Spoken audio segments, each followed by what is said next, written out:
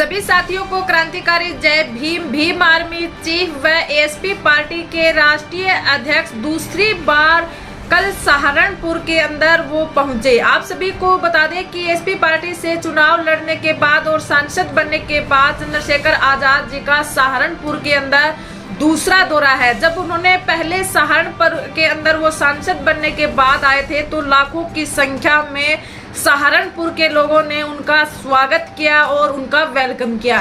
इसी बीच चंद्रशेखर आजाद जी आज सहारनपुर के अंदर पहुंचे थे। उनके स्वागत के लिए वहां पर विशाल कार्यक्रम का आयोजन किया गया था। सैकड़ों हजारों की संख्या में वहां पर भीम आर्मी संगठन के लोग व अन्य सामाजिक लोग वहां पर उपस्थित थे और उनके वेलकम के लिए वहां पर इकट्ठा हुए थे। चारों तरफ चंद्रशेखर आजाद जी के नारे लग रहे थे और जय भीम के नारे लग रहे थे। चारों तरफ नीला ही नीला दिखाई दे रहा था। इसी बीच उन्होंने वहां की जनता को संबोधित करते हुए और भीम आर्मी संगठन के पदाधिकारियों के साथ साथ जो भीम आर्मी संगठन के सदस्य हैं उनको संबोधित करते हुए वहां के उपस्थित लोगों का उन्होंने धन्यवाद दिया और कहा कि एक आम व्यक्ति को सड़क पर जिसने लड़ाई लड़ी और सड़क पर जिन्होंने लाठियां खाई, गोलियां खाई और संघर्ष किया, उसी संघर्ष की बदौलत एक आम इंसान को आप लोगों ने सड़कों से उठाकर, आम आदमी को आप लोगों ने सड़क से उठाकर दिल्ली की पार्लियामेंट के अंदर भेजने का काम किया।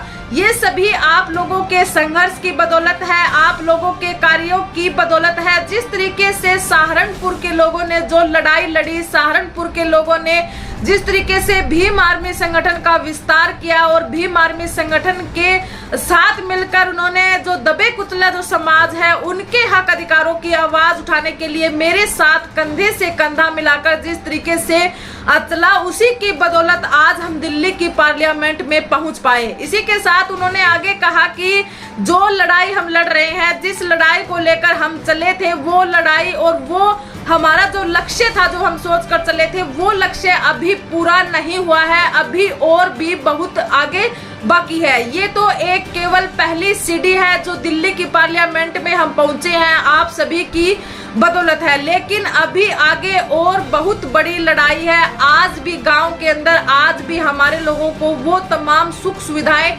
नहीं मिली है जो वास्तव में वो हकदार है। आज भी गांव के लोग रोटी, कपड़ा और मकान के लिए तरस रहे हैं। वो मूलभूत सुविधाएं उन लोगों तक नहीं पहुंची है। इस लड़ाई को हमें आगे और बढ़ाना है और विशेषकर भीम आर्मी संगठन के लोगों ने जिस तरीके से मेरा साथ दिया, मेरे कंधे से कंधा मिलाकर साथ में चले और मेरे हाथों को मजबूत करने का काम किया। मैं सभी आप भाइयों को आश्वासन देता हूं कि आपको मैं निराश नहीं करूंगा और जिस सोच और जिस लक्ष्य के साथ आप सभी ने मुझे इस काबिल बनाया और दिल्ली की पार्लियामेंट में मुझे भेजने का काम किया, आपके हक अधिकारों की बखूबी से हम जो लड़ाई पहले उठाते आए थे वही बातें हम सदन के अंदर भी उठा भी रहे हैं और आगे भी उठाते रहेंगे। लेकिन हमें थकना नहीं है, हमें हारना नहीं है और हमें बैठना नहीं है। इस लड़ाई को हमें आगे सिरे तक पहुंचाना है। जो मान्यवर साहब काशीराम ने जो सपना देखा, बाबा साहब डॉक्टर भीमराव अंबेडकर जी ने जो सपना देखा, उन सपनों को हमें पूरा करना है। और हमारे जो देश के अंदर जो करोड़ों की आबादी है, आज भी जो मूलभूत सुविधाओं से जो वंचित है, उन लोगों को हमें समानता की लाइन में लेकर आना है। बाबा साहब डॉक्टर भीमराव अंबेडकर के लिखित संविधान के अनुसार उन्हें एक समानता की लाइन में हमें लाकर खड़ा करना है। तब हमें बाबा साहब डॉक्टर भीमराव अंबेडकर जी ने जो सपने देखे या हमारे महापुरुषों ने जो एक सोच रखी, उस सोच को पूरा करने का हम काम करेंगे। लेकिन उससे पहले आप सभी को जिस तरीके से आप पीछे मेरे साथ खड़े रहे, उसी तरीके से इस लड़ाई को मजबूत करते हुए हमें आगे बढ़ना है। और भीम आर्मी संगठन के साथ साथ जिस तरीके से हर एक कोने के अंदर भीम आर्मी संगठन के सदस्यों ने और लोगों ने उन्होंने बात उठाने का काम किया, हर तरीके की जुल्म जाति के खिलाफ उन्होंने बोलने का काम किया। आगे भी इसी लड़ाई को हमें इसी तरीके से ही